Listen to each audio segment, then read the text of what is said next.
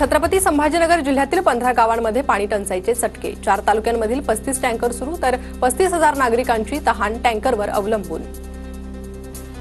वाशिम शहराला पाणी पुरवठा करणाऱ्या एकबुर्जी धरणात 30% जलसाठा शिल्लक। गत वर्षीच्या तुलनेत पाणीसाठ्यात 9% घट।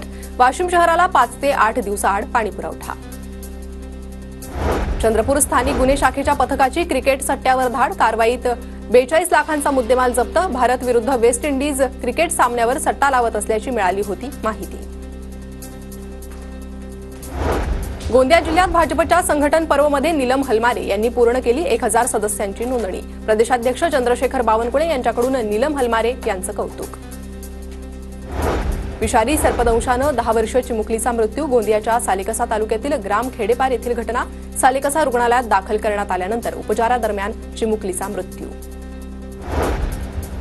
सिंधुदुर्गमध्ये देवगड हापूस आंबा साखा विरहित खाता येणार, तर नव्या कोडनं देवगड हापूस आंब्याला नवी ओळख मिळणार। मशीनद्वारे साखा ओळखण्याचं तंत्रज्ञान विकसित। पुण्याच्या भोरमधील नांदगाव येथील ज्योती स्टोन क्रशर तहसीलदारांकडून सील। शासकीय परवानगी आणि कायदेशीर परवाना नसल्यानं क्रशर सील करण्यात आल्याची माहिती। पुण्याच्या भोरमधील निगुडघर येथे प्रशासनातर्फे लोकशाही दिनाचं आयोजन। सर्व विभाग प्रमुखांकडून नागरिकांच्या सर्व शासकीय तक्रारी अडचणी तत्परतेनं सोडवण्यासाठी आयोजन। सीसीआयने कापूस खरेदी बंद केल्यानं शेतकऱ्यांच्या अडचणी वाढल्या। राज्यात अजूनही 60 ते 70 लाख क्विंटल कापूस खरेदी बाकी। कापसाच्या दरात घसरण होण्याची शक्यता।